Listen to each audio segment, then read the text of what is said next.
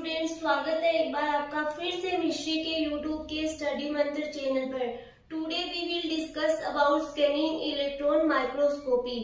तो आज का हमारा टॉपिक है स्कैनिंग इलेक्ट्रॉन माइक्रोस्कोपी।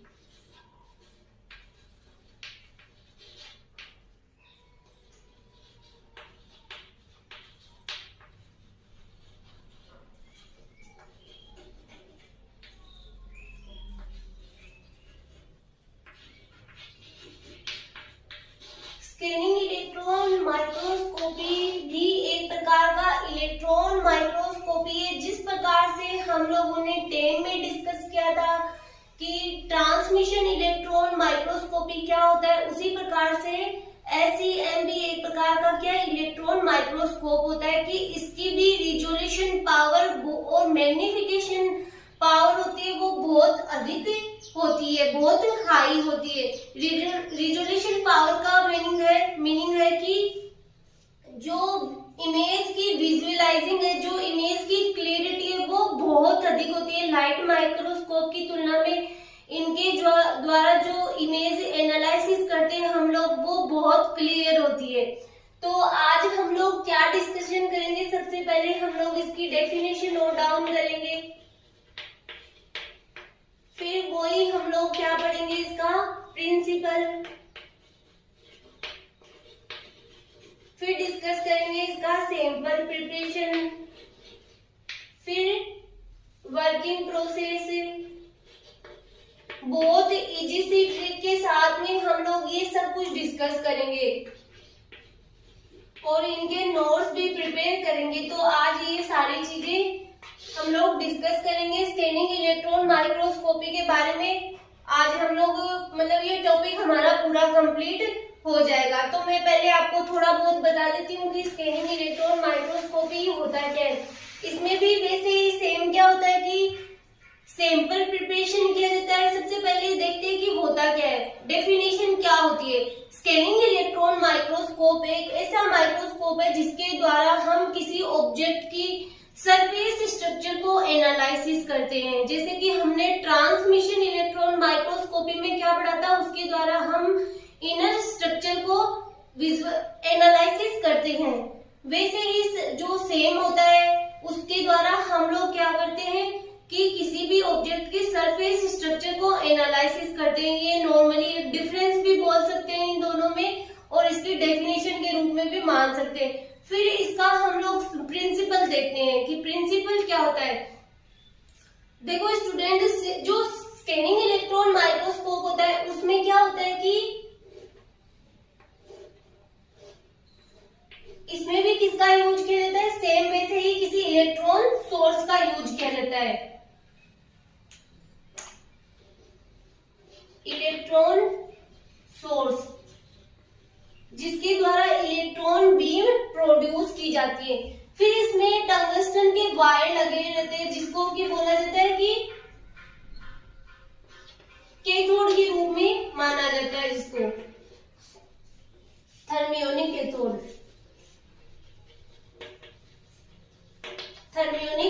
कैथोड के रूप में माना जाता है। फिर यहाँ पे लगे हुए रहते हैं मेटल की प्लेट।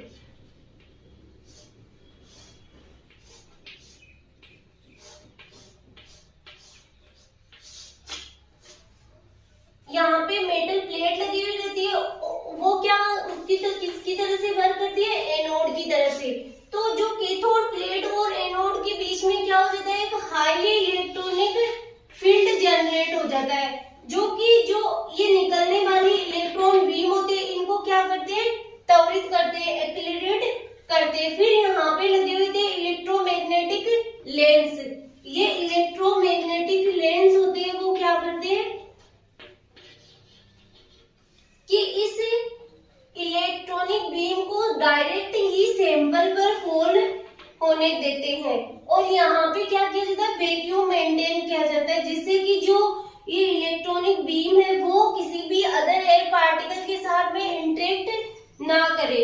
फिर यहाँ पे क्या लगा हुआ रहता है इसमें, और जो ट्रांसमिशन इलेक्ट्रॉन माइक्रोस्कोपी में ये डिफरेंस होता है कि इसमें क्या होता है कि एक तो 3D इमेज एनालिसिस होती है और ट्रांसमिशन इलेक्ट्रॉन होती है। फिर इसमें क्या होता है कि एक सेकेंडरी इलेक्ट्रॉन डिटेक्टर लगा हुआ रहता है, एसई डिटेक्टर,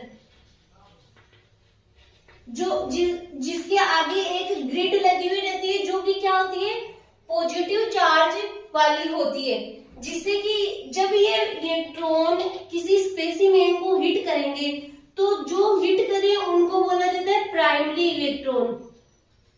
प्राइमरी इलेक्ट्रॉन, जब हम इसकी वर्किंग प्रोसेस पढ़ेंगे इलेक्ट्रॉन, तब आपको और अच्छे से समझ में आ जाएगा और आपको यहाँ पे सुनते सुनते ही इसकी वर्किंग प्रोसेस समझ में आ जाएगी। तो इनको बोला जाता है प्राइमरी इलेक्ट्रॉन। जब इसको हिट करेंगे तो क्या निकलेंगे, कुछ सेकेंडरी इलेक्ट्रॉन्स निकलेंगे, ठीक है। इन सेकेंडरी इलेक्ट्रॉन्स को इस सेकेंडरी इलेक्ट्रॉन डिटेक्टर द्वारा क्या कर लिया जाता है, हिट कर लिया जाता है, जिसके द्वारा ही हम इमेज एनालिसिस करते हैं। इसके साथ में एक जुड़ा हुआ है रेस्टर स्कैन जनरेटर। जो रेस्टर स्कैन जनरेटर होता है, रेस्टर स्कैन जनरेटर जुड़ा हुआ रहता है, जो कि क्या करता है, इस इलेक्ट्रॉन बीम को क्या करता है, पूरे स्पेसिमेन पर स्कैन करता है कि पूरा जो हमारे पास स्पेसिमेन है या सैंपल है वो क्या हो जाए, स्कैन हो जाए। और हमारे पास यहाँ पे इसके द्वारा क्या जुड़ा रहता है, कंप्यूटर या टीवी या मॉनिटर जुड़ा रहता है, जिससे कि उस इमेज को एनालिसिस कर लिया जाता है। फिर क्या होता है कि जहाँ पे ये प्राइमरी इलेक्ट्रॉन इस स्पेसिमेन को हिट करे, अगर मान लो इस स्पेसिमेन में कहीं पे इलेक्ट्रॉन्स ज्यादा है या फिर उस खुद के पार्टिकल्स ज्यादा है, तो ये वहां से पार्टिकल्स भी क्या निकलेंगे, इलेक्ट्रॉन भी क्या निकलेंगे, ज्यादा निकलेंगे, तो हमें डार्क इमेज मिलेगी। और अगर कहीं पे मान लो यहाँ पे बहुत सारे इसके खुद के पार्टिकल ज्यादा है, किसके, स्पेसिमेन के, तो यहाँ से जो सेकेंडरी इलेक्ट्रॉन निकल रहे हैं वो बहुत ज्यादा है, तो यहाँ की डार्क इमेज यहाँ पे प्राप्त होगी। और यहाँ से मान लो ये स्कैन हो रहा है और यहाँ पे क्या है, इसके खुद के पार्टिकल कम है, तो यहाँ की जो इमेज हमें विजुअलाइज होगी वो कैसी होगी, लाइट इमेज हमें विजुअलाइज होगी। तो इस प्रकार से रेस्टर स्कैन जनरेटर के द्वारा क्या किया जाता है, पूरे होल स्पेसिमेन को क्या कर लिया जाता है, स्कैन कर लिया जाता है। यही इसकी वर्किंग प्रोसेस है। अब हम लोग आगे इसके नोट्स भी रेडी करेंगे और नोट्स लिखते लिखते या सुनते सुनते ही आपको ये प्रोसेस है वो लर्न हो जाएगी, बहुत ही इजी प्रोसेस। नोट्स प्रिपेयर करते हैं तो यहाँ पे सबसे पहले सेम की डेफिनेशन लिखी हुई है, use to visualize the surface of the objects की। जो स्कैनिंग इलेक्ट्रॉन माइक्रोस्कोप होता है उसके द्वारा किसी ऑब्जेक्ट की सरफेस को क्या किया जाता है, विजुअलाइज किया जाता है। और हमने जब टर्म डिस्कस किया था तो उस टाइम हमने डिस्कस किया था कि जो ट्रांसमिशन इलेक्ट्रॉन माइक्रोस्कोप है उसके द्वारा किसी ऑब्जेक्ट की इनर स्ट्रक्चर को विजुअलाइज किया जाता है। तो दोनों में ये एक तो डिफरेंस यहीं पे ही हम लोगों को मालूम हो गया कि जो स्कैनिंग इलेक्ट्रॉन माइक्रोस्कोप होते हैं उसके द्वारा किसी ऑब्जेक्ट की सरफेस को विजुअलाइज किया जाता है और ट्रांसमिशन इलेक्ट्रॉन माइक्रोस्कोप के द्वारा किसी ऑब्जेक्ट की जो इनर स्ट्रक्चर है उसको विजुअलाइज किया जाता है। फिर हम लोग प्रिंसिपल की बात करते हैं कि सेम का प्रिंसिपल क्या होता है, incoming primary electron can be reflected back scattered from A bulk specimen. जो इसमें क्या होता है, दो प्रकार के इलेक्ट्रॉन्स होते हैं, एक तो प्राइमरी इलेक्ट्रॉन, एक होते हैं सेकेंडरी इलेक्ट्रॉन। जो प्राइमरी इलेक्ट्रॉन होते हैं वो क्या होते हैं कि किसी ऑब्जेक्ट से टकरा के फिर रिफ्लेक्ट होते हैं, तो इनको सेकेंडरी इलेक्ट्रॉन कहा जाता है। Back scattered from A bulk specimen, specimen से टकरा के क्या होते हैं, बैक स्कैटर्ड होते हैं। कैन रिलीज सेकेंडरी इलेक्ट्रॉन, और सेकेंडरी इलेक्ट्रॉन रिलीज होते हैं। प्राइमरी इलेक्ट्रॉन्स को एक स्मॉल डायमीटर वाले इलेक्ट्रॉन प्रोब में फोकस किया जाता है कि जो प्राइमरी इलेक्ट्रॉन होते हैं उनको किसी इलेक्ट्रॉन प्रोब पर क्या किया जाता है, फोकस किया जाता है, जिससे होल सैंपल को स्कैन किया जाता है। जब हम लोग अभी इसका वर्किंग प्रोसेस स्टडी करेंगे, जब हम लोगों को ये अच्छे से समझ में आ जाएगा। फिर बीम पर राइट एंगल पर लगाए गए इलेक्ट्रोस्टैटिक और मैग्नेटिक फील्ड का यूज ट्रेवल डायरेक्शन को चेंज करने के लिए किया जाता है कि बीम होती है जो उसपे क्या होता है, राइट एंगल पर इलेक्ट्रोस्टैटिक और मैग्नेटिक फील्ड का यूज किया जाता है। जिससे कि जो हमारा सैंपल होता है, जैसे कि ये सैंपल है, तो इसको क्या किया जाता है, पूरा स्कैन किया जाता है, मतलब इसको ऐसे ये घूम घूम के पूरा स्कैन करता है, जिससे कि हमें क्या होती है, पूरी इमेज होती है वो विजुअलाइज हो जाती है। फिर किसी भी रीजन की इमेज सैंपल के प्रत्येक पॉइंट से सेकेंडरी इलेक्ट्रॉन्स को कलेक्ट करके बनाई जा सकती है। कि किसी भी रीजन की इमेज है वो किसके ऊपर डिपेंड करती है, जो सेकेंडरी इलेक्ट्रॉन्स है उनको कलेक्ट करके बनाई जा सकती है, मतलब कि सेकेंडरी इलेक्ट्रॉन्स पर ही डिपेंड करती है। फिर सैंपल प्रिपरेशन, जैसे कि हम लोगों ने टेम के लिए सैंपल प्रिपेयर किया था, वैसे ही यहाँ पे सेम के लिए सैंपल प्रिपरेशन के लिए कुछ स्टेप्स दे रखी है, और उसके लिए यहाँ पे एक ट्रिक भी बनाई गई है कि सबसे पहले क्या करते हैं, ऑब्जेक्ट का या स्पेसिमेन का cleaning the surface of the specimen, सबसे पहले क्लीनिंग करते हैं उसकी, फिर उसको स्टेबिलाइजिंग करते हैं, फिर रिंजिंग करते हैं, फिर डिहाइड्रेशन करते हैं, फिर ड्राइंग करते हैं, फिर उसकी माउंटिंग करते हैं, फिर कोटिंग करते हैं। इसको हम अभी इनके बारे में भी थोड़ा बहुत स्टडी करेंगे। यहाँ पे पहले हम लोग ट्रिक देख लेते हैं कि इनके सबके फर्स्ट लेटर है वो मैंने यहाँ पे लिखते हैं, जैसे कि यहाँ पे डी है, दो बार आया हुआ है, डिहाइड्रेशन और ड्राइंग। तो आपको ये तो याद रखना ही पड़ेगा कि डी 2 बार है। इसके लिए ट्रिक लिखी हुई है, कलर से रंग दे मोहे चुनरिया। तो आप ऐसे याद रख सकते हो इसको कि हम लोगों ने जब टेम डिस्कस किया था तब उसकी क्या ट्रिक थी, जब सेम डिस्कस किया था तो उसकी क्या ट्रिक थी। सैंपल प्रिपरेशन कभी कभी अलग से भी पूछ लिया जाता है कि सेम के लिए जो स्कैनिंग इलेक्ट्रॉन माइक्रोस्कोप होता है उसके लिए सैंपल प्रिपरेशन किस प्रकार से किया जाता है, तो आपको ये याद रखना ही पड़ेगा। Colour C for cleaning, S for ये stabilising, R for rinsing, D for dehydration, D for drying, M for mounting, C for coating. तो आप ये याद रखना, इसको लिखना, फिर इसके नीचे वर्ड लिखना, फिर ऐसे इसको मतलब जैसे कि क्लीनिंग ऐसे लिख सकते हो। क्लीनिंग में क्या पढ़ा था कि स्पेसिमेन की सबसे पहले क्लीनिंग की जाती है, तो अभी हम इनको डिस्कस करेंगे।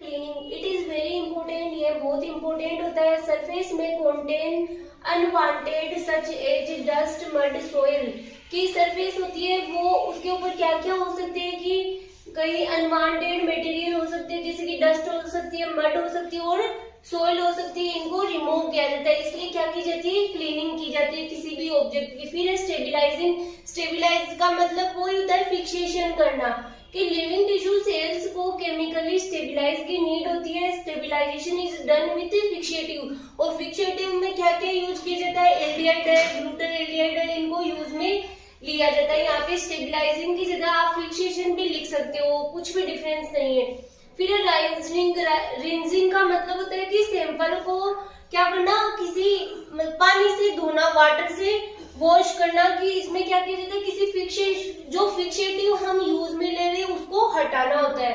तो sample must be rinsed, remove excessive fixative, इसको फिक्सेटिव को क्या करना होता है, रिमूव करना होता है।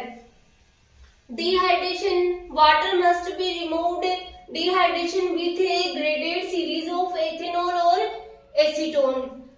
फिर drying, specimen should be completely dry, जो स्पेसिमेन हम यूज में ले रहे हैं जिसको हमें विजुअलाइज करना है, एनालिसिस करना है, उसको कंप्लीटली वो क्या होना चाहिए, ड्राई होना चाहिए। नहीं तो क्या होगा कि सैंपल क्या हो जाएगा कि डिस्ट्रॉय हो जाएगा, otherwise the sample will be destroyed. Mounting क्या होता है कि specimen has to be mounted on the holder. Mounting का मीनिंग होता है, अगर हिंदी में हम लोग बात करें तो असेंबल करना, कि जैसे एम्बेडिंग की प्रोसेस होती है वो ही माउंटिंग की वैसे ही प्रोसेस होती है जड़ना। Specimen has to be mounted on the holder में इनको क्या किया जाता है, माउंटेड किया जाता है। फिर कोटिंग, अब इसमें क्या होता है कि इलेक्ट्रोमैग्नेटिक फील्ड यूज में लिया जाता है, जिससे कि क्या होता है, जो सैंपल होता है वो हाई वोल्टेज की वजह से क्या होता है, डिस्ट्रॉय होने का उसका खतरा रहता है, इसलिए क्या की जाती है, उसको कोटिंग की जाती है। स्पेसिमेन की कंडक्टिविटी इंक्रीज करने, एंड सैंपल पर हाई वोल्टेज से प्रिवेंट करने के लिए कोटिंग की जाती है। और कोटिंग के लिए क्या किया जाता है, done by using a device, एक डिवाइस का यूज किया जाता है जिसको बोलते हैं कार्ड स्पूटर कोटर बोला जाता है उसको।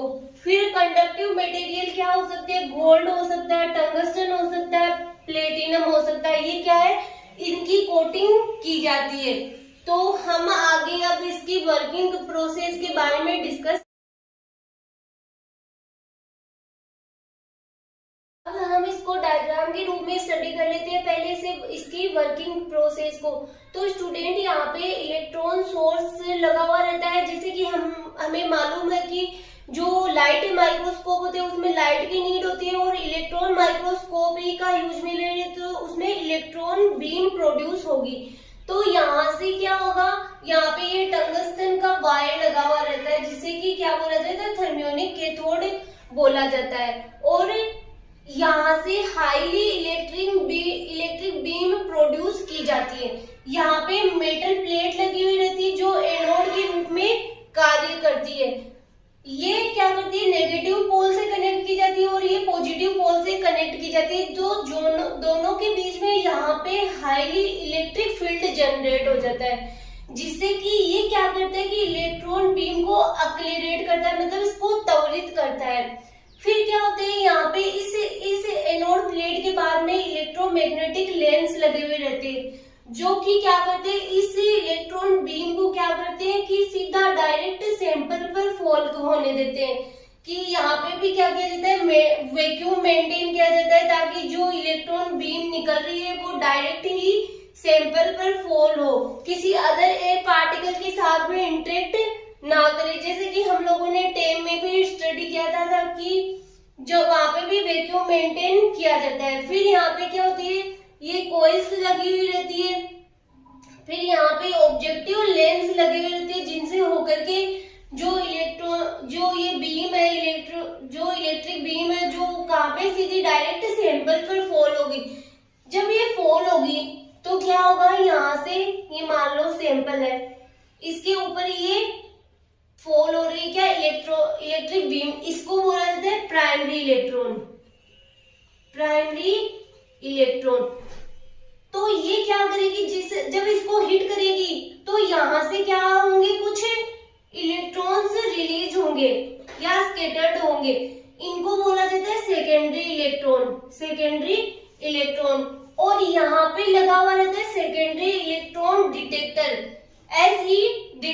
जिसके आगे क्या लगी हुई रहती है, एक ग्रिड लगी हुई रहती है जो कि किसकी तरह से बिहेव करती है, पॉजिटिव चार्ज की तरह से, मतलब उसके पास पॉजिटिव चार्ज होता है, जिससे कि ये इसने इलेक्ट्रॉन को क्या करती है, अट्रैक्ट करती है। सेकेंडरी इलेक्ट्रॉन को क्या करेगी, अट्रैक्ट करेगी।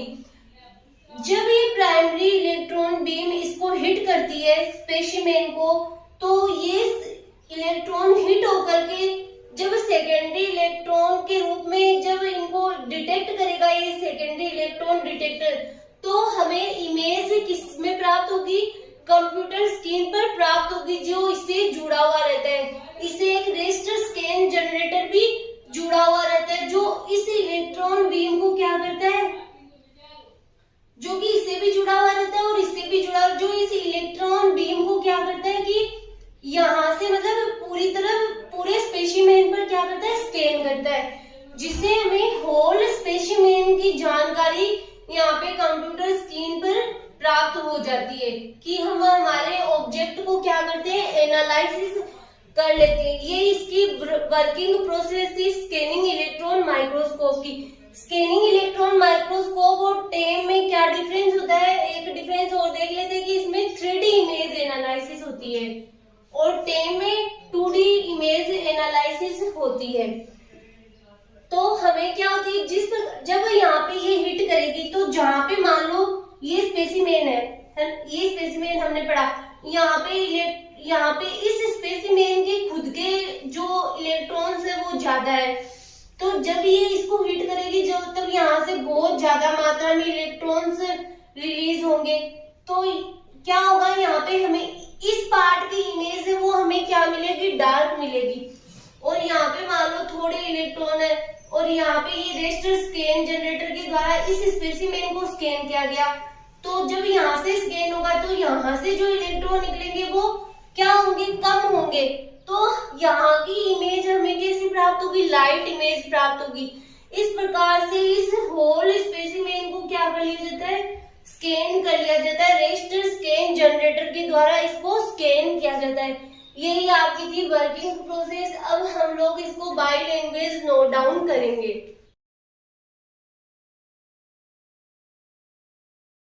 हम लोग देखते हैं इसकी वर्किंग प्रोसेस। जैसे मैंने बताया वो ही यहाँ पे नोट डाउन किया गया है कि सेम में upper side V shaped tungsten के वायर यूज किए जाते हैं जिसे थर्मियोनिक कैथोड करते हैं। जैसा कि हम लोगों ने डायग्राम में पढ़ लिया वो ही यहाँ पे नोट डाउन किया गया है। थर्मियोनिक कैथोड में जब हम हाई इलेक्ट्रिक करंट प्रोवाइड करते हैं तो कैथोड इलेक्ट्रॉन्स रिलीज करते हैं। जो थर्मियोनिक जो कैथोड है उसमें क्या करते हैं, हाई इलेक्ट्रिक करंट प्रोवाइड करते हैं तो उससे क्या होंगे, इलेक्ट्रॉन रिलीज होंगे या जनरेट होंगे। थर्मियोनिक कैथोड के बाद अनदर मेटल प्लेट यूज की जाती है जिसे एनोड कहते हैं।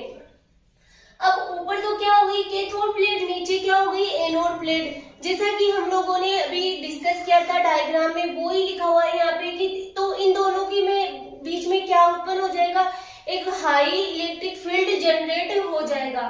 थर्मियोनिक कैथोड को नेगेटिव प्लेट के साथ कनेक्ट किया जाता है जिससे इन दोनों में एक स्ट्रॉन्ग इलेक्ट्रिक फील्ड जनरेट होता है, जो कि थर्मियोनिक कैथोड से जो इलेक्ट्रॉन जनरेट होता है उनको एक्सीलरेट करता है। एक्सीलरेट मतलब उनको त्वरित करता है तथा निकलने वाले इलेक्ट्रॉन्स को प्राइमरी इलेक्ट्रॉन्स कहते हैं।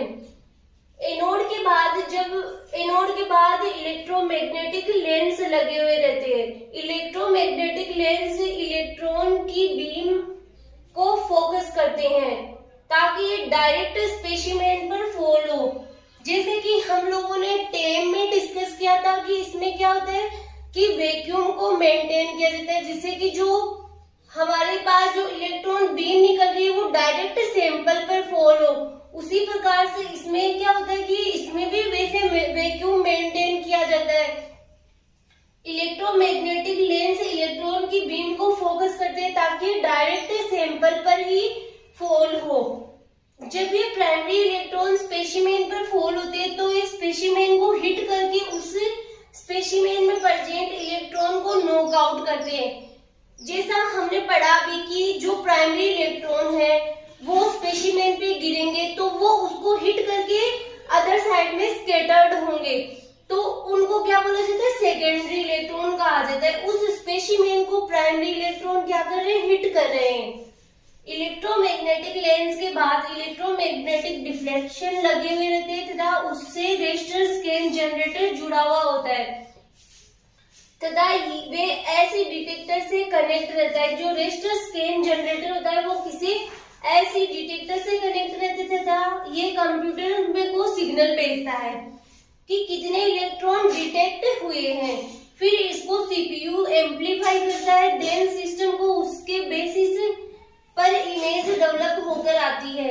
यहाँ पर इलेक्ट्रॉन नेगेटिवली चार्ज होते हैं जो हर एक डायरेक्शन में मूव करते हैं। जो इलेक्ट्रॉन होते हैं वो हर एक डायरेक्शन में मूव करते हैं जिससे कि क्या होता है कि वो जो स्पेसिमेन होता है वो स्कैन किया जाता है और उसी की बेसिस पर इमेज डेवलप होकर हमारे पास जो सिस्टम है उसके ऊपर प्राप्त होती है।